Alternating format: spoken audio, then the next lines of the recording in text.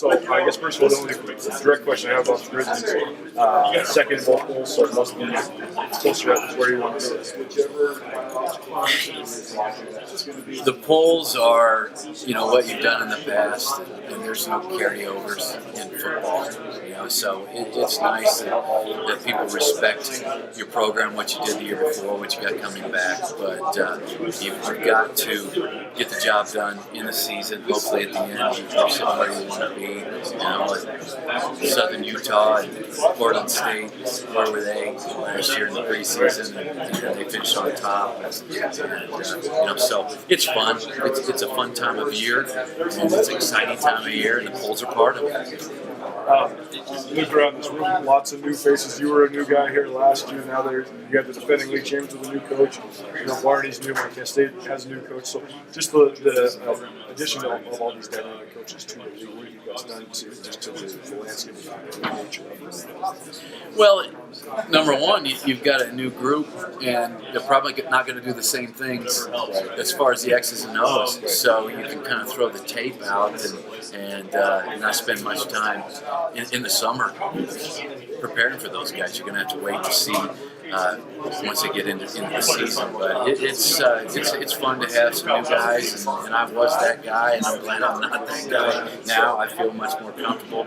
The first year is very tough. The transition year is hard, and all these guys are going through a lot of things because they're new that they probably won't have to, and they can spend more time on football in the future. And that I feel I've got a better grasp of the football side of it and have more time to put into football going into the season. Year two in the Big Sky, now that it has 13 teams, it's a little bit of an unbalanced schedule, so you don't necessarily play everybody. What do you think of that aspect of it? I'm not a huge fan of not playing everybody. You'd like to have a true champion.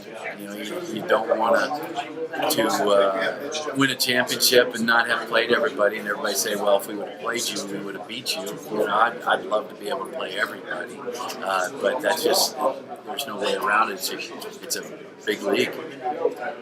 And one that's probably going to continue to get bigger, so just in terms of expansion. So.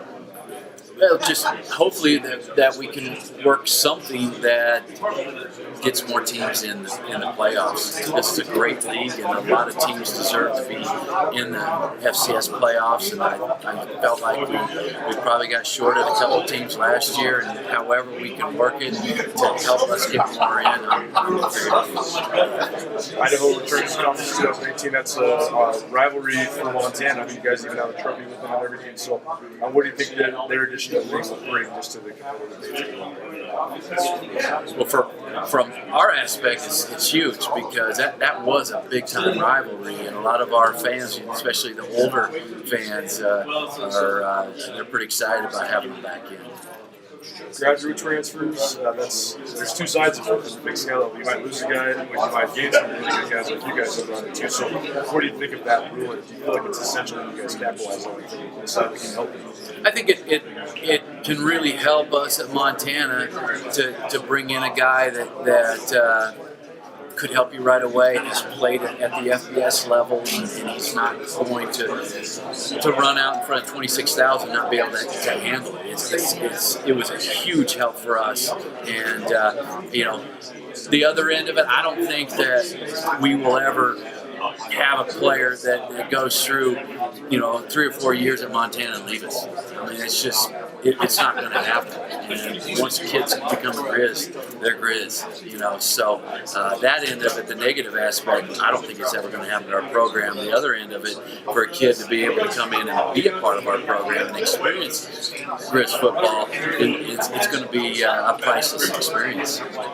Full cost of attendance is been talked about extensively. I know North Dakota's the only team in the league that has it, but you feel like there will be a domino effect if certain teams add it, you'll have to have it just It probably be something down the line that if a bunch of teams go to that you don't want to go into a recruit's house and say that you're giving them less. So I mean, it's not my decision. It's our administration's decision to do it or not do it, and I'll deal with whatever they They decide. We'll do not just the coaches, but the team now, the Big Seven coaches. What do you think is the most pressing need for the league going forward? I think that how do we get these teams into the playoffs? How is a 6-5 team getting in over a 7-4 team in our league? And what's the problem?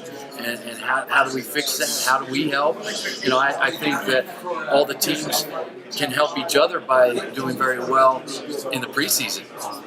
And if we take care of business in preseason, then we have an argument late.